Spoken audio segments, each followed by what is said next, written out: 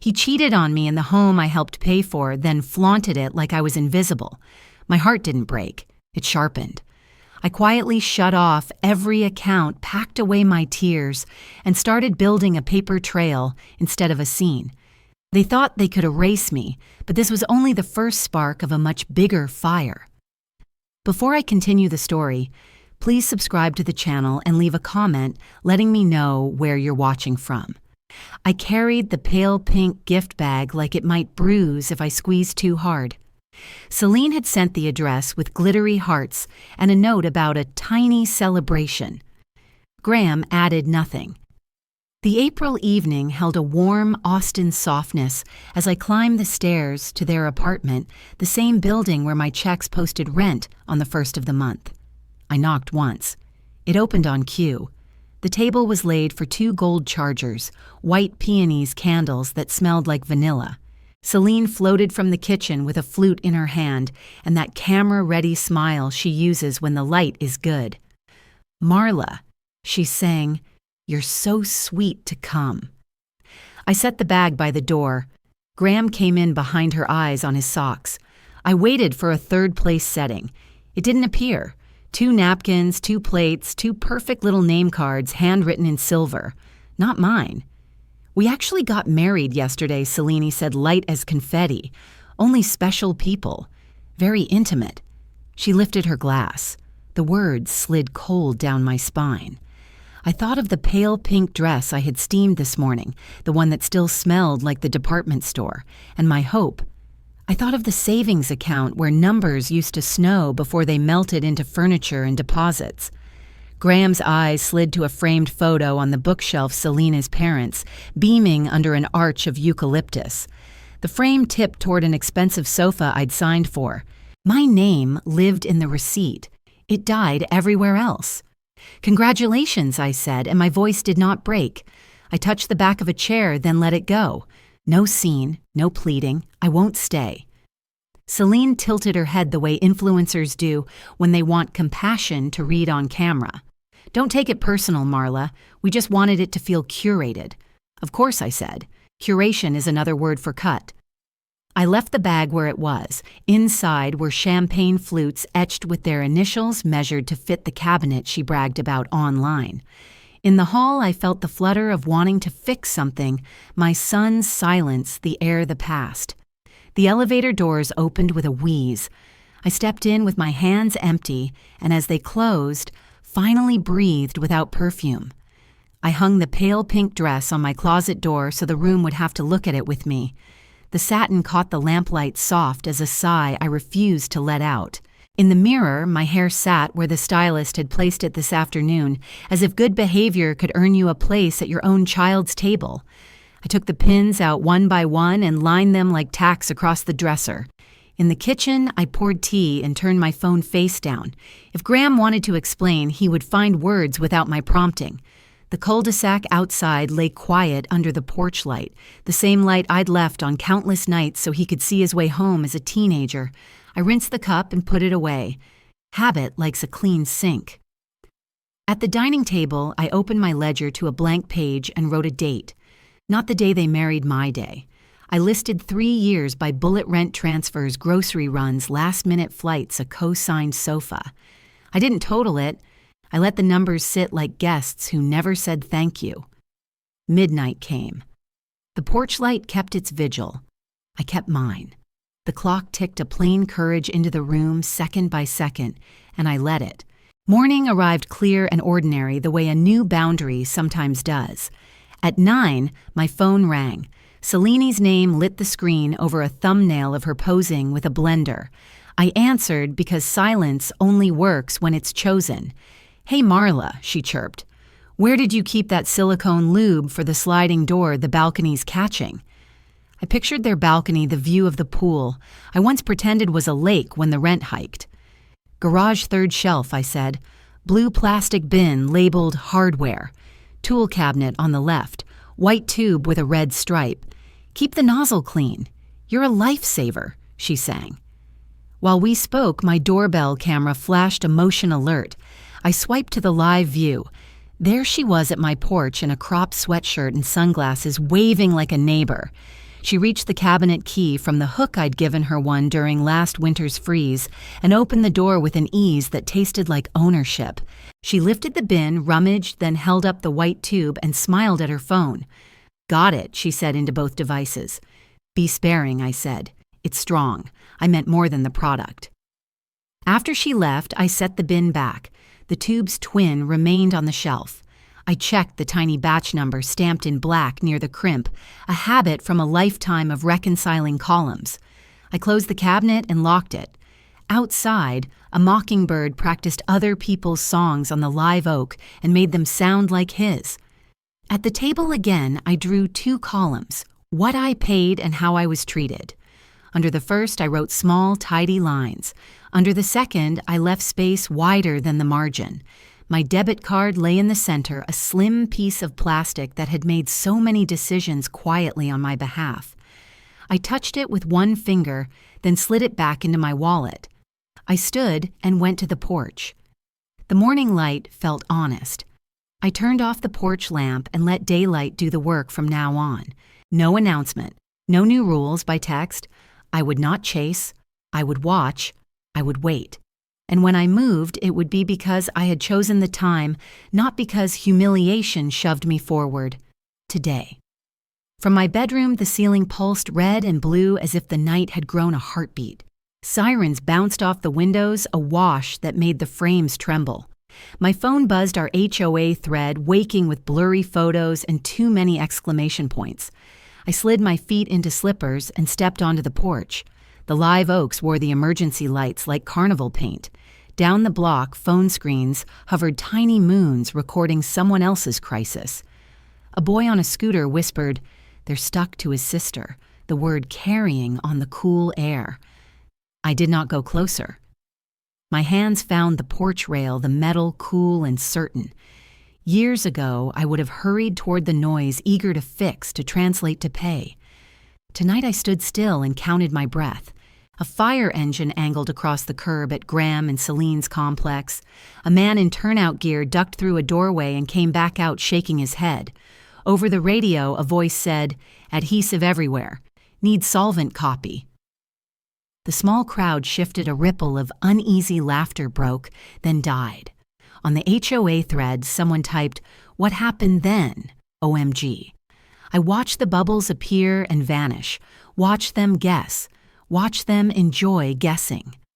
My phone rested face down on the rail. I typed nothing. This was my first practice at silence. I boiled water and set a mug on a dish towel folded into a perfect square. The house held steady, clock-tick refrigerator hum, my breath leveling out. I kept the ledger closed on the table. No new line would be written under sirens. Chamomile clouded the glass teapot. I turned my phone face down and slid it an arm's length away. An unknown number lit the screen, then another. Did you hear I archived both without opening? I walked the hallway and touched door frames the way a sailor touches his ship. In the guest room, the comforter was smooth corners, tucked as if waiting for a child who would not come tonight. Back in the kitchen, I rinsed the cup and left it to dry. "Do not disturb" went on. I set an alarm because morning deserves intention. The porch light I left burning for years stayed off. I breathed through the last siren's echo and let the house be the louder thing. Order holds. At 7:10, I sat in the living room blinds tilted to let in white Texas light. My phone lit with Celine's story. A shaky ambulance shot red smear across asphalt, her caption, "When someone tries to glue a family together the wrong way." A second card. "Pray for us." Some people can't let go. The timing was neat. I watched the view counter jump. I saw Graham's red heart and his folded hands reply. Comments bloomed with vagueness that still pointed at me so strong. Some folks are toxic. Protect your peace. No one typed my name. They didn't have to. I took screenshots, the ambulance, the captions, the timestamps, the usernames that cheered. Habit tightened my focus. I have balanced accounts in audit season with 3 phones ringing. I can catalog a storm without raising my voice. I saved the images to a folder and copied the links into a plain text note. The clock ticked a metronome for patience. My thumb itched to answer. I let the itch pass. Instead, I looked for what numbers could tell me. Posting times: 7:09:12, then 7:09:45. Graham's response: 7:10:03. I noted the intervals like steps. I wrote them in a small notebook that once held grocery lists and now holds other kinds of hunger. I did not speak. I steadied my breath and let the comments keep blooming without water from me. Public shame is noisy. Truth gathers like dew, quiet, inevitable, visible, when the sun rises. The doorbell camera chimed at 7:40, a polite ding that travels better than voices. 2 neighbors paused on the sidewalk within the lens, heads tipped together. "Did you hear about the glue?" one whispered. "Wild," the other said. They moved on, pleased to be near a story. I let the chime fade. Morning light laid a stripe across the runner. I opened a notepad page and titled it, "What I Can Prove." I listed porch cam log of yesterday's pickup, screenshots of the stories, siren times from the HOA thread. Underneath, I left a square for later batch number, underlined twice. Evidence isn't drama, it is a map. The house settled, air vent sigh muted traffic, the scratch of my pen. I did not defend myself to the hallway or to the invisible audience outside. I gave the day a job: gather, label, keep. The rest could wait until waiting turned into weight for someone else to carry. I kept the pen. At 8:15, sunlight poured across the dining table, turning dust to gold. I opened the voice memo app and said, "Do nothing loud. Document everything." Hearing my own voice made the room feel larger. I slid a manila folder from the credenza and printed the screenshots. The printer chattered. I wrote the tab, Celine, Graham, Diantiaus or April straight letters in black ink, the way I labeled client files. The photos cooled in my hands. I slipped them inside with the notebook page and a copy of the porch cam log. The folder closed on a breath only I could hear. Proof is not a weapon. It is a mirror in daylight. Before I stood, I looked toward the porch light switch. Years of habit tugged my fingers, the old promise I would leave a beacon for anyone who might need me. I left the switch alone. The sun was up. The street could find its own way. I set the folder at the center of the table like a reserved plate. My phone rested beside it, stone quiet. If shame is loud proof, can be quiet and final. It stands. At 9, the bank's doors breathed open and the lobby settled into a soft Monday hush. I walked in with my slim April folder tucked under my arm tabs, lined like fence posts. Inside were screenshots, timestamps, and a short list of auto payments I had allowed to run on hope longer than wisdom. I asked for the branch manager and chose a chair with a clear view of the entrance. Old habits die hard when you've spent a lifetime watching the room before the room watches you. Sunlight pooled on the tile. A little boy tugged at the lollipop jar. A pen clicked, then stilled. I didn't come to announce a war. I came to end a subsidy. My hand stayed steady on the folder's edge.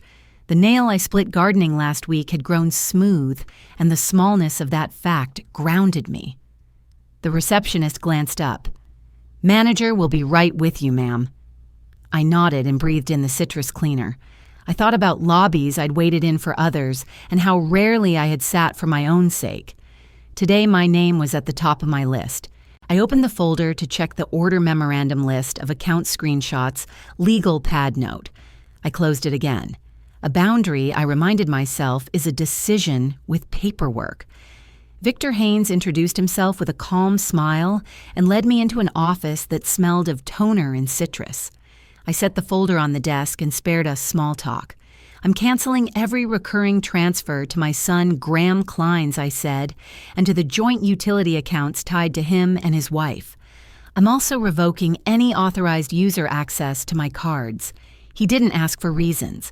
He checked my ID typed and turned the screen so I could see the ledger of my generosity.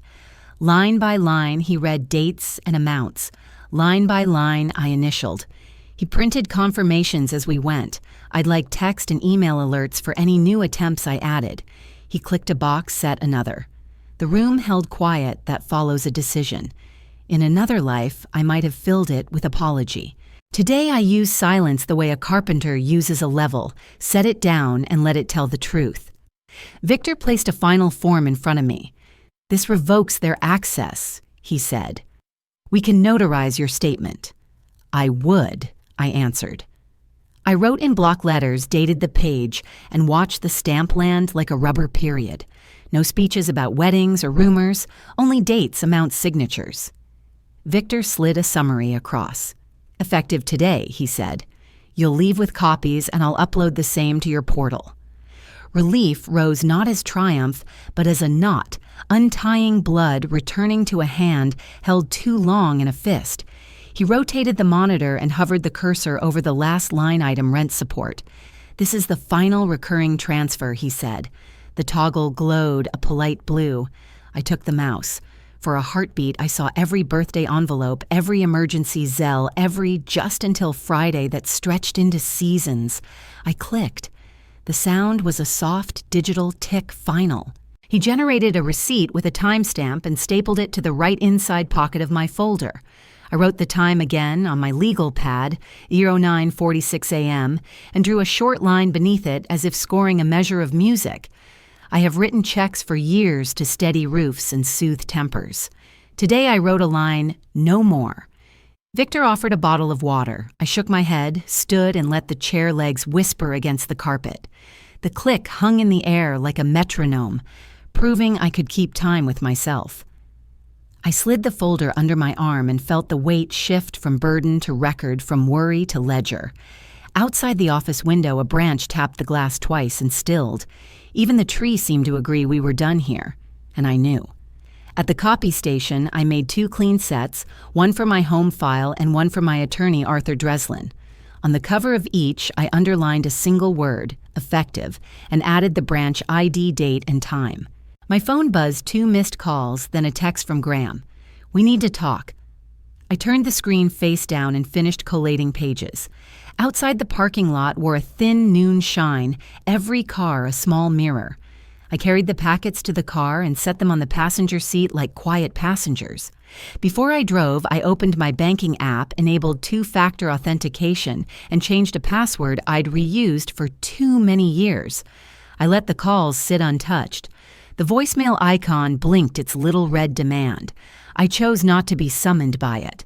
I started the engine and for the first time in months felt the day move at my pace. I wrote the missed calls in log and left them for another day. Back at my dining table, I filed the receipts in the April folder beside the manila file labeled "Yesterday, Celine." Door Graham, Soe Choined.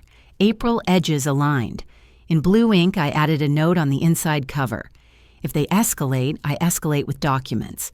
I poured 1 steady cup and let the steam fog my glasses. Silence, I realized, isn't empty. Today it holds proof. I tried a sentence once I no longer fund disrespect. No tone, no speech. I set the words on the table and let them sit. The house answered with ordinary sounds, the fridge's hum, the vents murmur, a mower down the block. I angled the April folder so the dates faced me. If they pushed, I would use paper. If they apologized, I would listen, not pay. I tucked both folders into a drawer and felt the room align. I had not raised my voice. I had changed the terms. Some boundaries make noise. Mine clicked once and stayed shut. Proof waits here. Boundaries on paper are quiet until someone tries to cross them. I was halfway to the door when the chime sounded again, a bright ping that traveled the hallway like a nerve. On the doorbell cam, Graham stood shoulder to shoulder with Celine, and a third man held a leather portfolio to his chest. Before I reached the deadbolt, the old brass key turned. The door opened on its own history. "Mom, we need to talk," Graham said, stepping as if the rug belonged to him. Celine lifted her chin. Her phone sat at her hip with the camera awake. The stranger's portfolio carried small initials, SK pressed into the leather like a seal. I didn't raise my voice. I let the door hang half open so the porch camera kept its wide eye on the threshold. I stood between them and my dining table, planted the way a fence post takes wind and does not move. "You should have called," I said. My hands were still. My house answered for me. Clock fridge, the soft tick of a clean life. "We're here to help," Celine replied, sweet over steel. The portfolio man cleared his throat and waited. He looked past me, sizing the room like a surveyor. I shifted my weight so his view met me instead of chairs.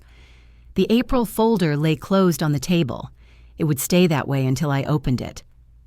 I boiled water and set a mug on a dish towel printed with blue cornflowers. The kettle clicked off. Steam curled and vanished. My living room held its shape. I laid my ledger closed palm on the cover long enough to feel the spine settle. Chaos had knocked. I would not let it write the next line. A text buzzed from an unknown number. "Did you sign? We can come back." I archived it without opening. I set the phone to Do Not Disturb and set an alarm for morning calls. The routine steadied me. I wiped a faint ring from the table and folded the towel in half, then half again until it fit my hand. The key they had used was old metal. The door had learned a new habit. I slid the deadbolt with a firm, quiet motion. I walked the house the way a captain walks a deck at night. Windows latched, stove off, documents where I left them. In the guest room, sunlight from the last hour lingered in a warm square on the bedspread. I stood in it until the warmth faded. The porch light burned on, no longer a beacon for their late arrivals, just a light for me. Small visible rule. Sure. I set my phone face down on the console table and tapped the voice memo icon, then the red circle. Texas is one-party consent, and I am the party. For my notes, I said, letting the light on the screen dim. Celine's camera kept watching from her hip, but the open door watched all of us. Wind moved the ferns on the porch like quiet witnesses. "State your full name and firm," I said to the man with the portfolio. He blinked, then obliged, "Silas Keen and Bray." I repeated it carefully, each syllable a bead sliding onto a string. Entered with an old key, I said for the microphone. "Presented power of attorney." I declined. Words matter more when you say them slowly enough to hear yourself own them. Celine's smile thinned. "Why are you making this harder?" she asked, angling for sympathy in the lens. I glanced to the open door. "Because it's my door." The sentence hung in the doorway like a new hinge. Graham shifted his weight and looked at the rug we bought when he was first out of school. I let the hinge take load. "You will leave now," I said. "Any future contact goes through my attorney, Arthur Dreslin." Graham's eyebrows lifted. "We're trying to protect you. Protection asks permission?" I answered, simple as a ledger line. Silas raised a cautionary finger. "We can request a welfare check." I nodded once. "Then be ready to meet documents." I did not step aside. I shifted my shoulder just enough to point to the threshold. The door remained half open, the camera humming. Celine murmured, ungrateful, as she passed, letting the word drag like a scarf. "You mean to be seen." Graham hesitated, eyes moving to the April folder, then back to me. He said nothing and followed her. Silas paused at the door, his portfolio balanced in both hands. I held his gaze the way you hold a thought until it loses heat. "Return my spare keys by Friday," I said. He gave a small legal shrug that meant maybe. They stepped onto the porch. I closed the door to the half-open line and slid the bolt. The house exhaled, calm. I exported the doorbell clip and named it with date 2024-04 keyinvasion.mp4. I saved the voice memo and sent a transcript to my own email subject line, POA attempt at residence. On paper and in pixels, the moment existed without argument. At the dining table, I opened the April folder and slid a new sheet on top, today's log with times names. My text to him was 8 words and a period, unauthorized entry recorded. Call tomorrow at 9:30. Then I sharpened a pencil and wrote a single rule on an index card. If they escalate, I escalate with documents. I underlined escalate once. I underlined documents twice. The card went inside the folder. The folder squared itself to the table's edge. They left a threat on the threshold. I left a record on the table. Quiet held, and so did I. The doorbell chimed with a polite patience that didn't match the knot in my stomach. On the camera, a woman stood square to the lens, a laminate badge catching the late morning light. She lifted her chin just enough for the mic. Isolde Mertz Adult Protective Services. I unlatched the deadbolt but left the chain-set phone already in my palm. Arthur answered on the second ring. I pressed speaker and kept my voice even. "Ms. Mertz, would you state your full name and case ID for my log?" She did steady and unruffled the tone of someone who has walked into living rooms on worse days than mine. Arthur's voice came calm through the room. "I'm 2 minutes out. Begin with ID verification and basic questions." I slid the chain free, opened the door, and stood aside. Not an invitation, a procedure. The same dining table where they tried a paper ambush yesterday waited in the windowed light. "Please," I said, gesturing to the chair closest to the camera's field of view. She took it, placed a clipboard precisely parallel to the table's edge, and folded her hands. I sat across my ledger, closed the April folder to my right, like a quiet witness. Vigilant, not afraid. My house was still my house. She began by reading, not accusing. Referral notes cite erratic behavior, paranoia, and unsafe financial decisions, all allegedly connected to an incident neighbors call glue night. Does that track for you? It didn't, and I said so without commentary. Medications, none prescribed daily vitamins with breakfast. Upcoming appointments, dentist on Friday at 10, routine cleaning. Exercise, half-mile morning walks. If it rains, I use the recumbent bike in the garage. Bills all my own utilities on auto draft. I canceled transfers to relatives yesterday morning. Her pen moved. I placed the April folder by the clipboard and opened it to the top page printed confirmations from the bank each with a timestamp. Behind them sat a copy of my will and advance directive. "Wellness checks are welcome," I added, meeting her eyes. "Guardianship ambushes are not." The sentence hung in the room with its own backbone. She wrote it down word for word. A car door thumped outside. Arthur appeared in the doorway a beat later, tie loosened, eyes clear. Isolde nodded to him without standing. The three of us formed a triangle of plain daylight and paperwork. Arthur kept it brief. He placed a 2-page statement on the table. Recent physical and cognitive screens from my doctor, both normal. Emergency contacts. A notarized revocation of any unauthorized access to my accounts. He didn't gild it with indignation. Yesterday, there was an unauthorized entry using an old key and an attempt to push a power of attorney, he said. "We have a doorbell video and a time-stamped audio memo if your file requires it." I rested my palms flat, matching his calm. "If there are further concerns, please send them in writing." Isolde's shoulders eased almost imperceptibly. She asked 2 practical questions: how I handle meals and how I get around. I gestured toward the notepad on the counter, this week's menu pencil checked, and to the hook where my car keys hung bright against the wall. "Grocery run every Thursday morning," I said. "Lists keep me honest." Arthur offered copies for her file. She slid them into a manila pocket without fuss. At the threshold, the house exhaled. Isolde said she would recommend no further action unless new information arose. She left her card on the table with a neat tap. I asked for written confirmation once the case status updated. Of course, she said already, noting the request. Through the front windows, 2 HOA walkers slowed, curiosity tugging their sneakers. I waved first ordinary as mail. The performance ended because I refused to give it a stage. Arthur looked at me like a coach after the 4th quarter. "Expect escalation. Then we escalate with documents," I said, and the phrase felt like a rail I could hold. After they left, the quiet resumed the shape of my rooms. I wrote a short email to myself and to Arthur, the who, the when, the badge number. No immediate concerns underlined once. I added a checklist where the sunlight reached the grain of the table, verify the batch number on the silicone tube in my tool cabinet, request the official fire EMS incident report with materials notes, ask kindly whether the HOA cameras see the trash area on weekends. I slipped Isolde's card into the April folder and squared the corners with my fingertips. My phone buzzed. A message glowed and dimmed. "We're worried about you, Mom." I let it pass like weather beyond good windows. I brewed coffee and stood at the sink while it dripped, counting breaths to the rhythm of small domestic sounds. The house didn't feel empty, it felt aligned.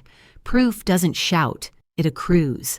If they build a rumor with noise, I'll build a case with numbers. Before I filed the folder, I took one more photograph with my phone. The table, the card, the copies, the sunlight striping the wood. I have learned that pictures carry what words try to deny. I named the image April Table 05 and saved it to a drive Jasper set up for me years ago, back when trust felt uncomplicated. I smiled at the symmetry the tools he taught me now protect me from his silence. I locked the file, closed the laptop, and wrote a date on the calendar: Thursday evidence errands. Then I set the cup aside. I set the white tube on a placemat beneath the window and turned the blinds until a clean line of afternoon light ran across the label. The house was so quiet I could hear the tiny click of the cap. I took a photo of the batch number, then another of the UPC, then the expiration date. I wrote each set of digits in my ledger ink anchors. What panic tries to blur?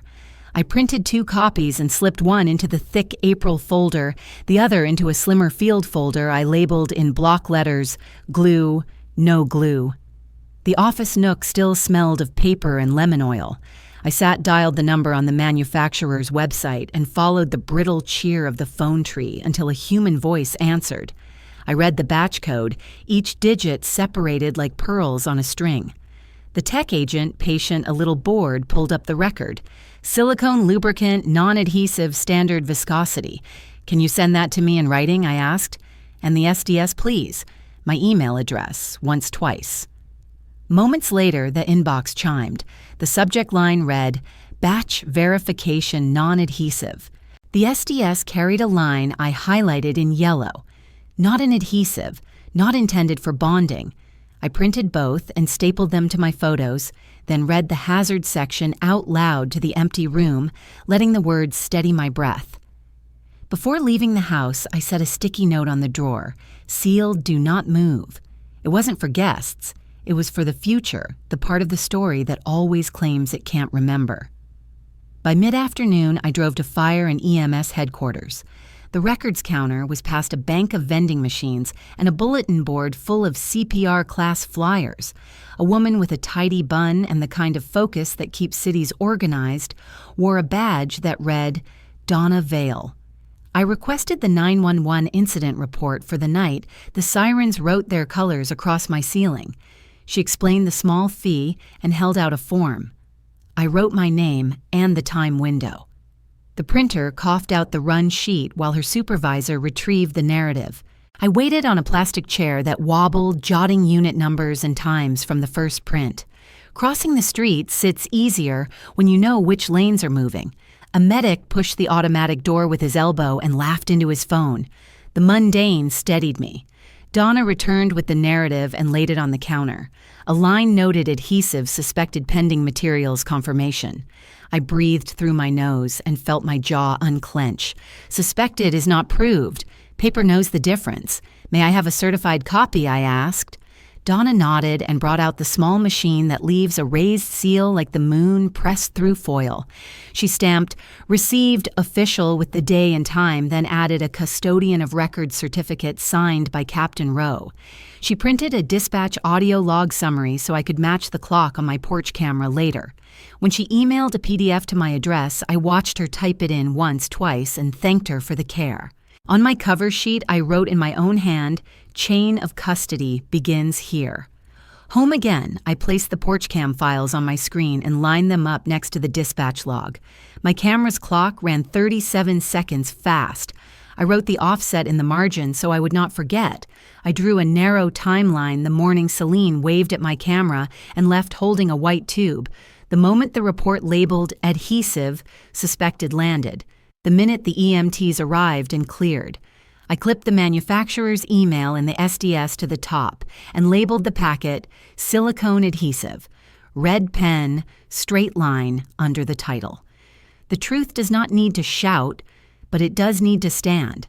I opened my email again and created a subject line that would age well. April batch verification, SDS fire EMS incident.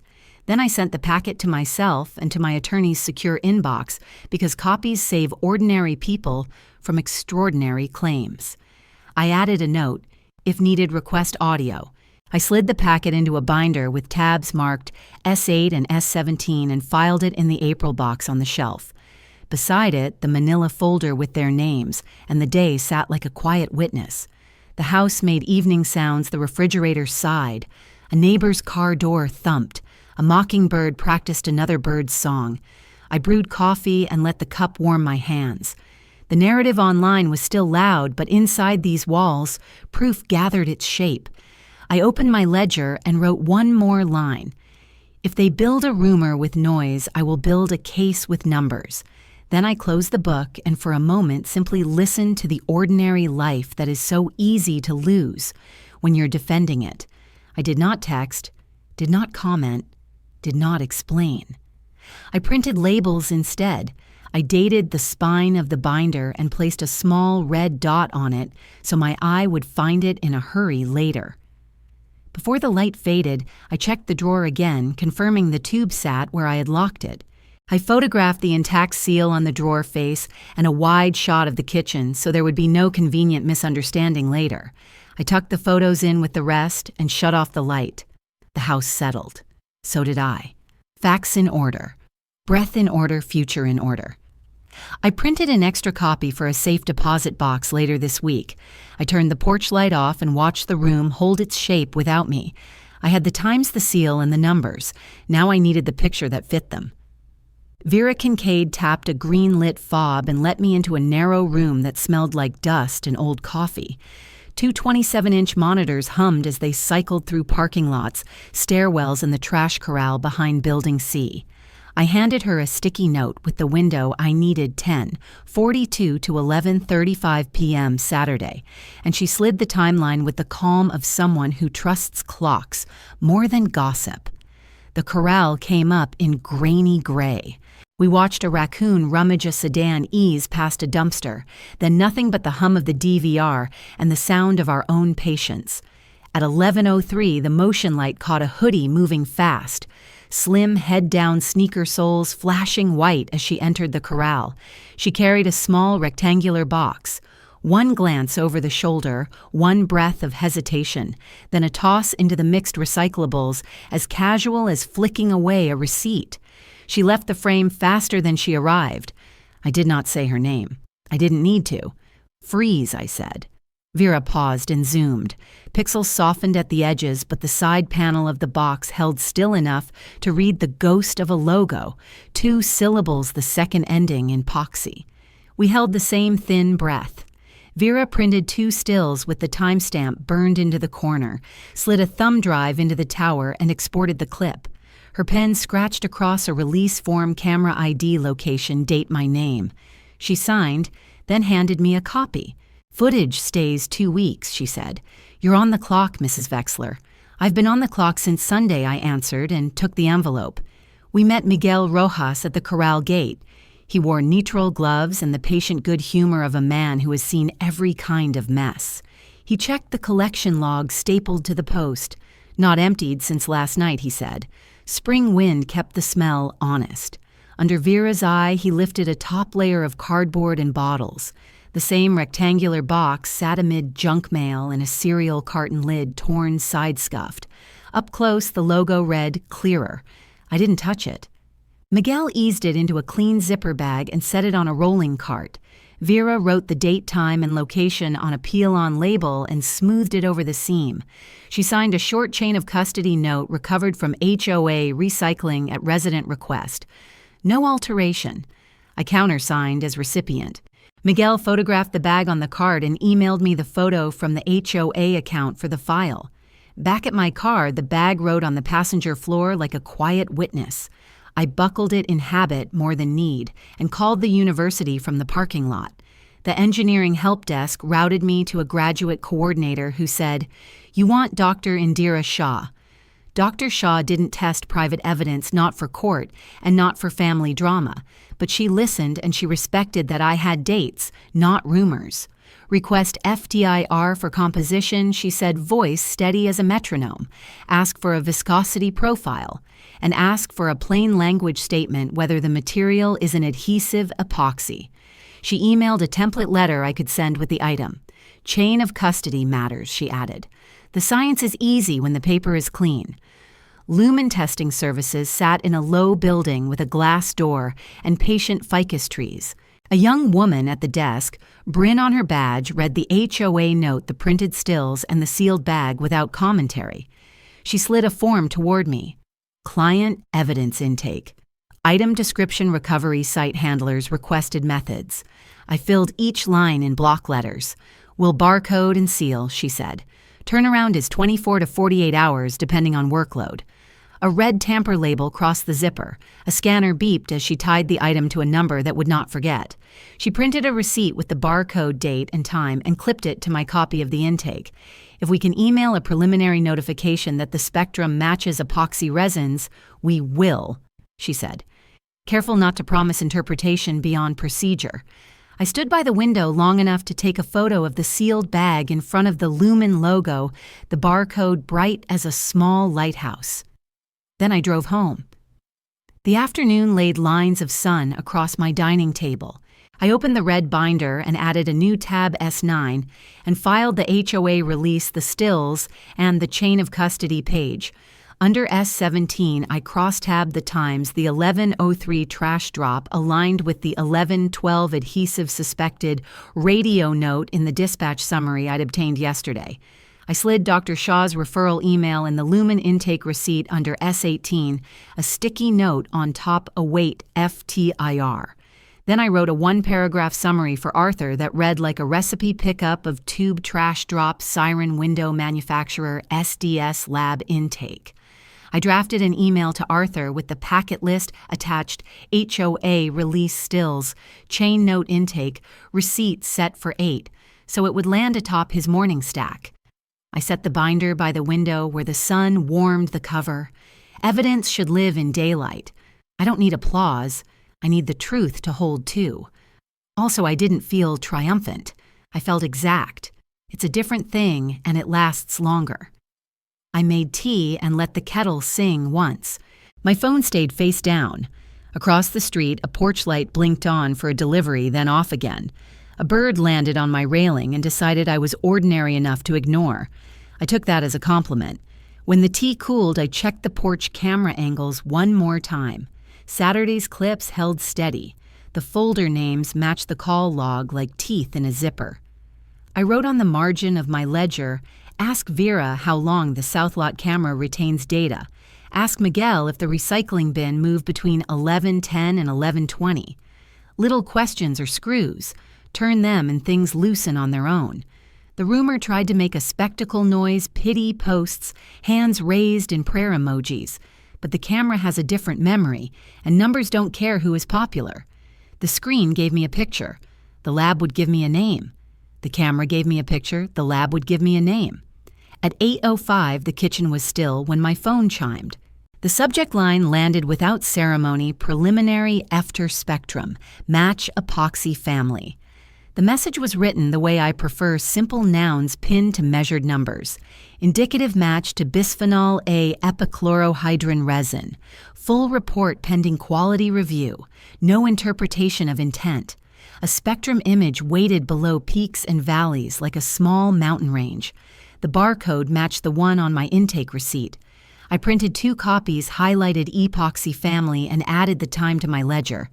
Then I emailed Arthur a single line, prelim epoxy match final report pending. I did not exhale in victory. I let paper do the talking. I read the attachment twice, not because I doubted it, but because repetition steadies the hands. The agent's note was dry and careful, the way a good lab protects the truth. I wrote the batch digits in block print and set the phone face down beside my coffee. Outside the house held still. Inside the table felt level again, like a scale returned to 0. Before the printer cooled, the doorbell chimed.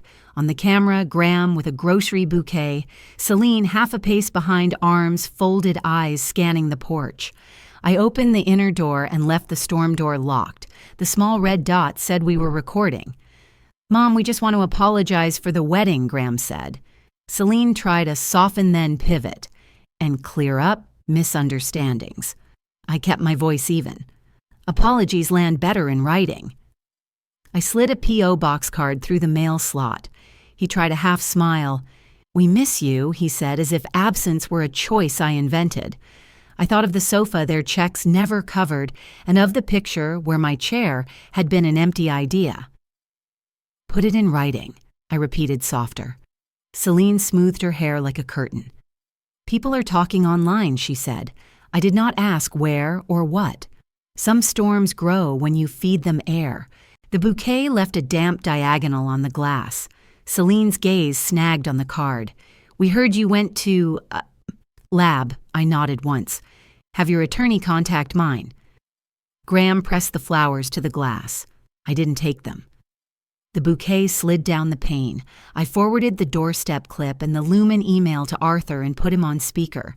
"No porch talks," he said, brisk and calm. "Everything in writing, counsel to counsel." He asked for a courtesy packet, the manufacturer's SDS, the HOA stills, and released the dispatch summary and the prelim spectrum.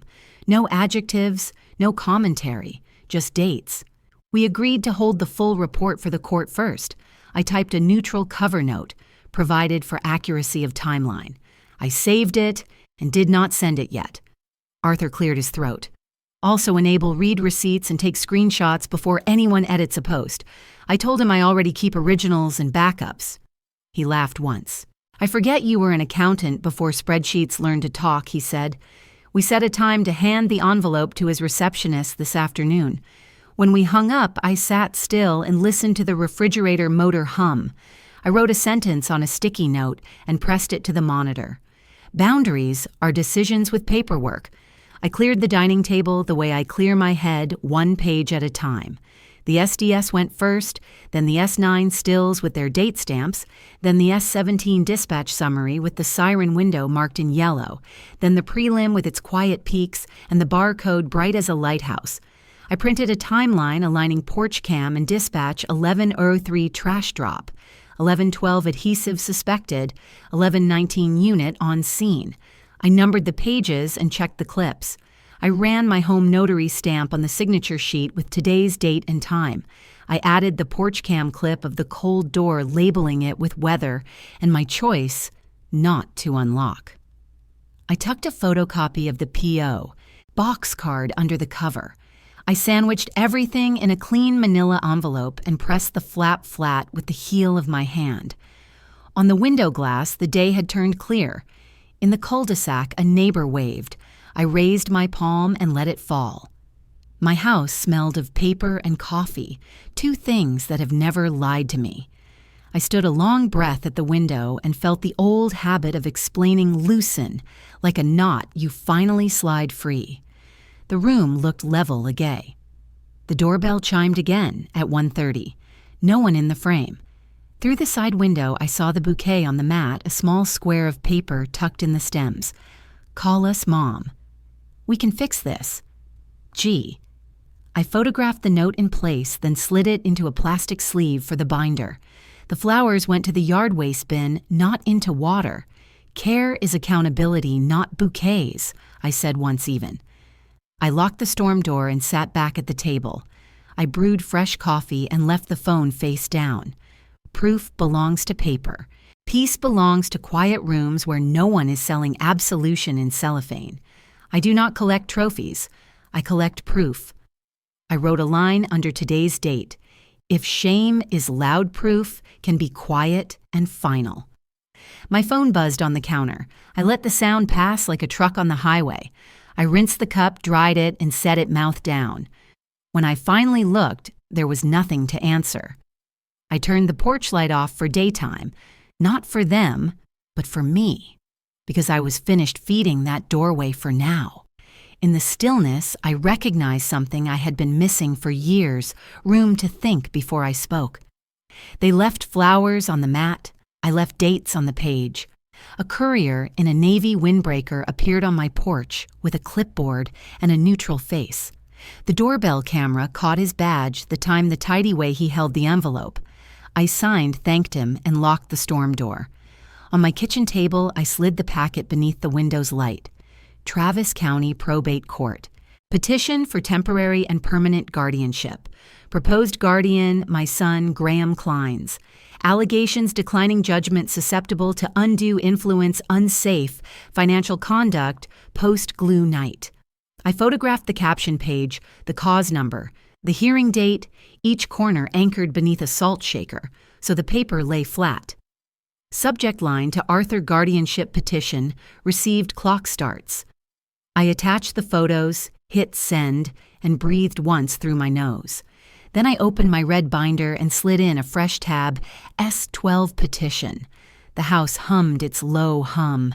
I straightened the stack and sat tall.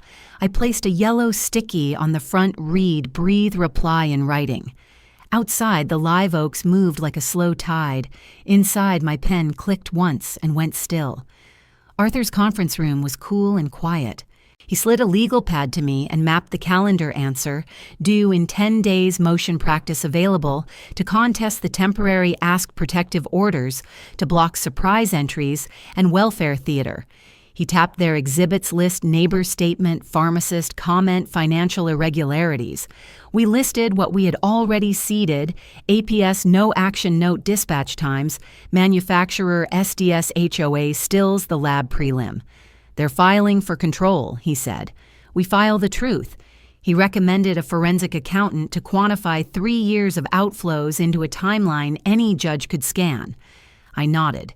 If they want the keys to my life, I said, let the numbers show who's been turning the locks.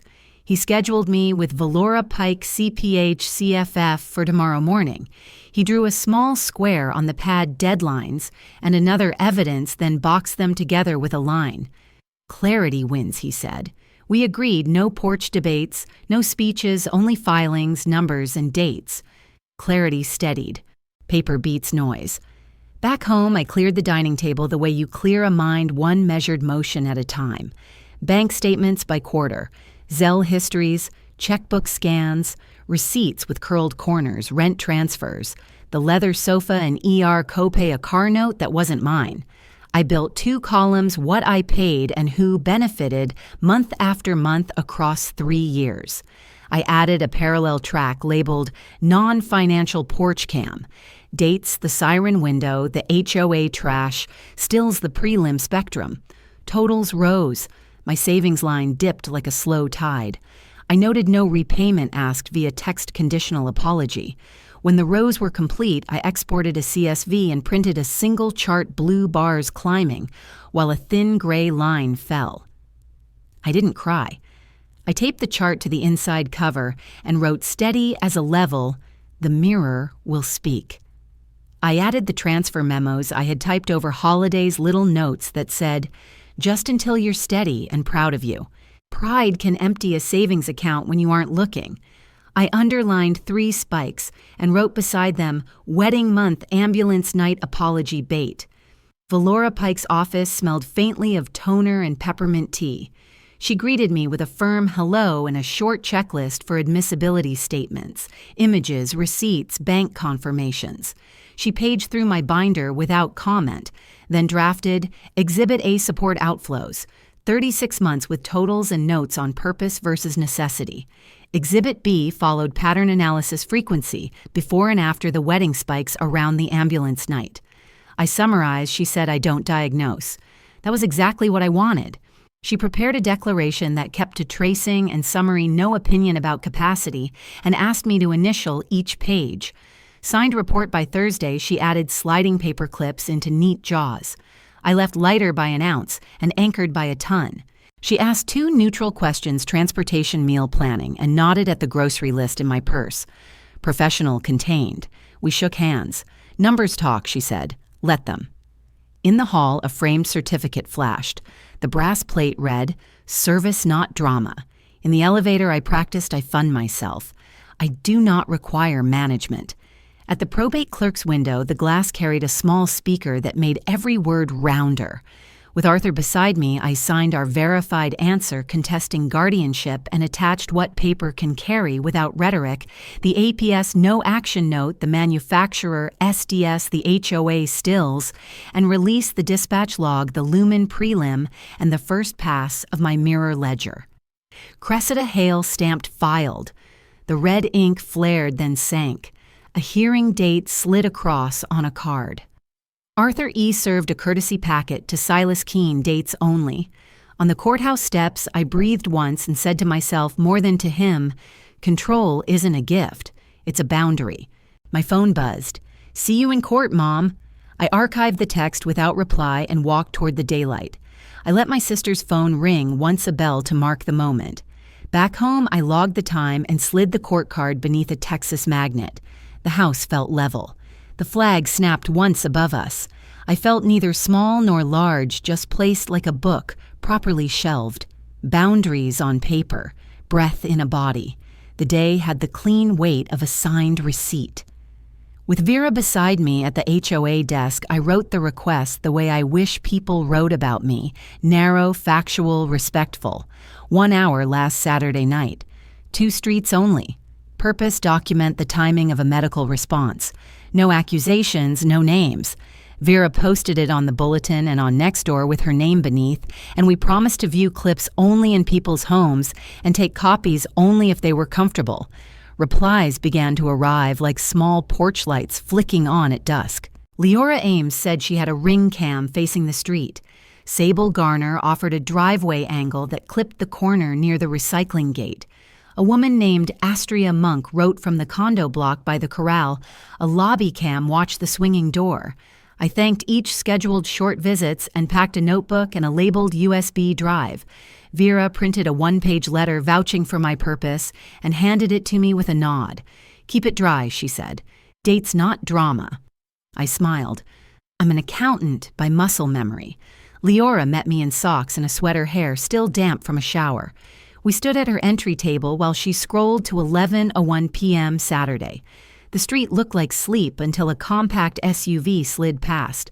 The timestamp glowed on the ring overlay. She exported 10:58 to 11:06 and saved it to my drive, then signed a simple note, viewed in home, exported by owner, no edits. 2 blocks over Sable's driveway cam showed the same car ease to a pause at 11:05. A passenger in a hoodie stepped out a rectangular box in a shopping bag, bumping against a knee. The camera's mic caught a hinge squeak from the direction of the recycling gate and the quick slam of a car door after. Sable's pen shook a little as she signed her permission note, so I set a coaster under the paper, and we both laughed neighbors again. At the condo lobby, Astria keyed us in and pulled up 11:07. The hoodie stepped through the glass door, head down box, held close and pushed into the corral. The figure exited fast, almost a near run, and the elevator dinged as if to mark the end of a thought. Astria exported 2 minutes around the drop and printed a still with the time and date burned white in the corner. I wrote thank you cards on the spot, so no one mistook my gratitude for gossip. Back home, I turned my dining table into a grid. S17, the dispatch log, anchored the center like a plumb line. To the left, the HOA stills from the trash corral. To the right, the 3 neighbor angles, their times penciled with plus or minus adjustments.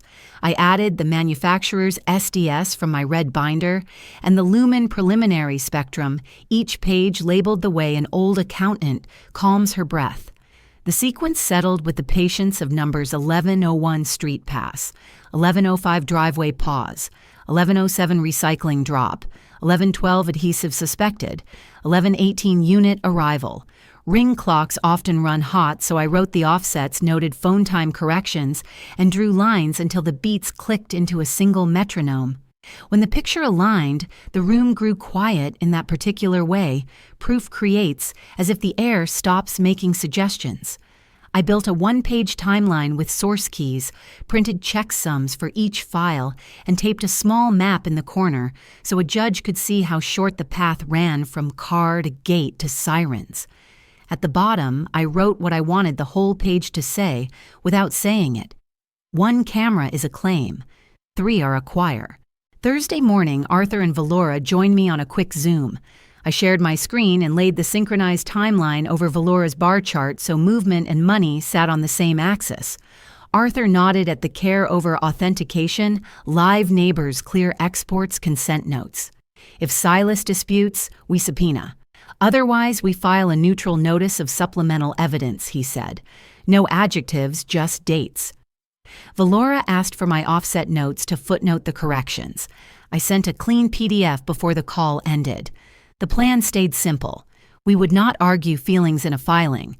We would file the spine of the story and let the court supply the ribs.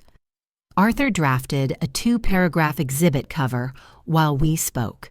Title it, S13 S20 Multi-Angle Synchronization. I suggested. He smiled. You're better at names than half the lawyers I know. When the call ended, the cursor blinked in the middle of my desktop like a small green light. I saved everything twice and printed a spare set for the court sleeve of my binder. Paper has a way of breathing for you when people won't. By afternoon, the pushback arrived right on cue. Neighbors say you're harassing them, Graham texted. I answered with a single line I had rehearsed.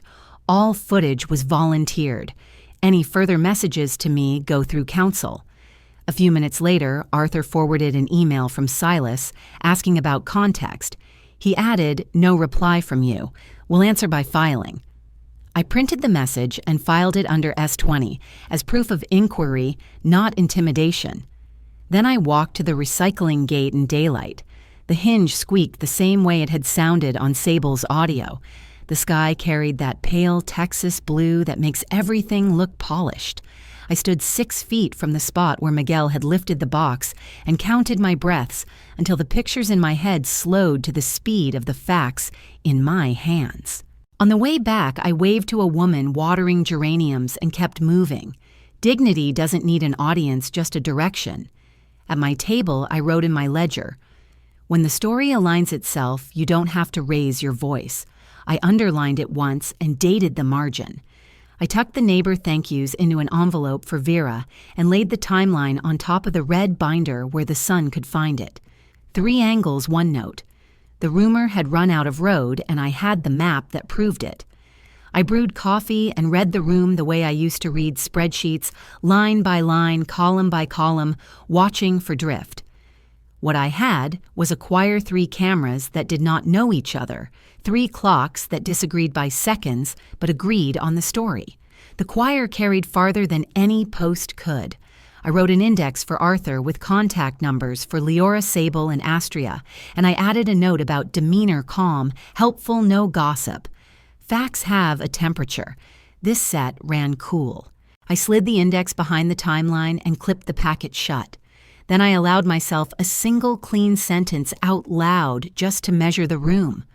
3 cameras sang the same note. Now I needed the receipt that hummed beneath it. The coffee steamed. The house held still. Outside, a delivery truck eased down the block, and a dog barked once, as if to say that ordinary life was still the loudest thing on the street. I pressed the binder, flat-capped my pen, and set my phone face down. The next step would be ordinary, too. Call a manager, ask for a date, request a copy, and that more than anything felt like power I could trust. I started with a favor you only earn by living long and paying on time. "Mr. Summer," I said, "it's Marla Vexler. I'm trying to locate a purchase from Saturday night 2-part epoxy and nitrile gloves between 8 and 10. He remembered me from 100 small errands that keep a house from surrendering to age. Bring something that explains why he said. I brought Vera's HOA letter and drove to Lone Star Hardware, the bell over the door, giving the same tin cheer it gave when Graham was little and needed a tape measure for a school project. At the counter, an assistant manager, Ophelia Tran, pulled up the point-of-sale system. She filtered by SKU for an 8-ounce clear 2-part kit.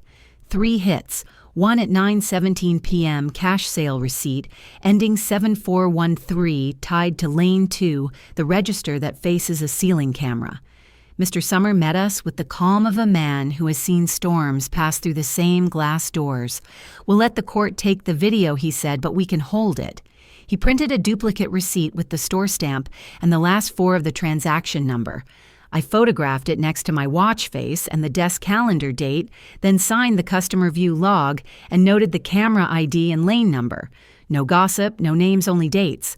The reprint slid into my folder labeled April S14, where paper stands in for memory when people don't. In the small security office, the screens made a wall of quiet light. Ophalie scrubbed to 916 through 920. Lane 2 widened, and there it was. A compact SUV nosed into the frame plate, partly visible. A buyer in a hoodie set a rectangular box on the belt and a pack of gloves after it. The POS overlay blinked 7413 at 9:17:32, the kind of click that makes sense to an old accountant's bones. Cash changed hands. The buyer palmed a blister of instant glue from the impulse rack and slipped it into a pocket. Small things often carry the worst intentions. Policy meant no export without a subpoena, and I respected that. Mr. Summer signed a hold notice to retain the footage for 60 days. I initialed that I'd been allowed to view a segment for identification only. I wrote down the time drift from the register clock to my phone, 23 seconds fast, and emailed Arthur and Valora a photo of the receipt alongside the signed hold notice.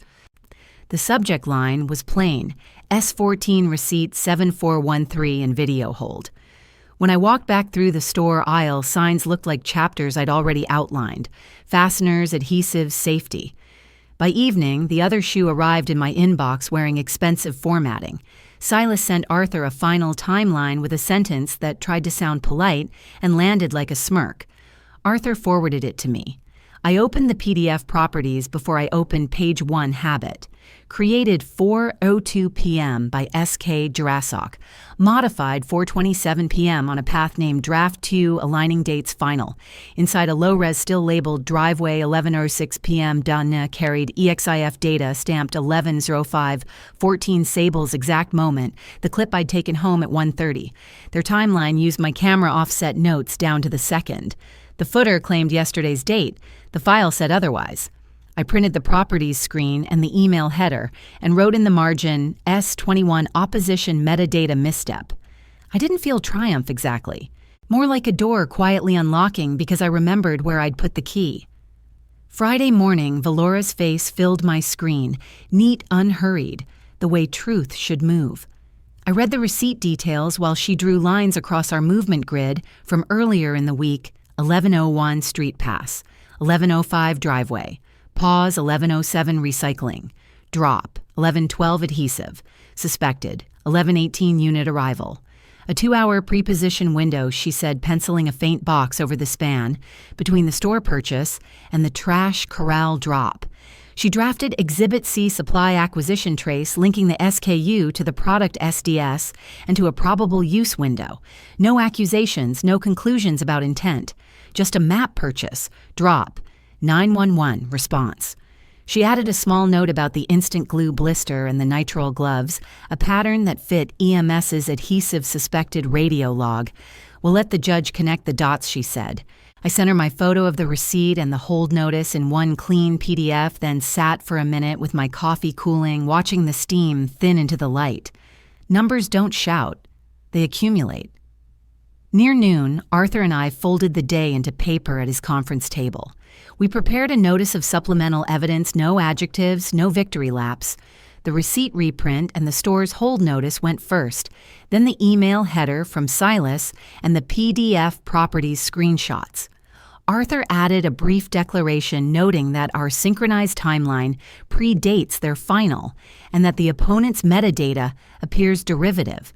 We accused no one of misconduct. We simply requested preservation of drafts, embedded assets and messages that mention our exhibits. Adult patience is its own leverage. Before I left, Arthur slid the set across the table for my signature and the date. My pen didn't shake. Outside Austin, noon pressed heat into the sidewalks, and the courthouse clock chimed as if to stamp the moment. In my ledger, I wrote one line I could live with. The truth did not raise its voice. It brought a receipt.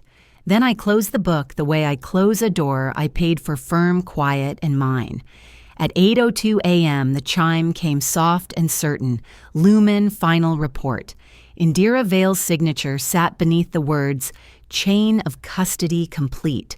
Findings traces of cyanoacrylate and 2-part epoxy on the intimacy product. External contamination, not a defect.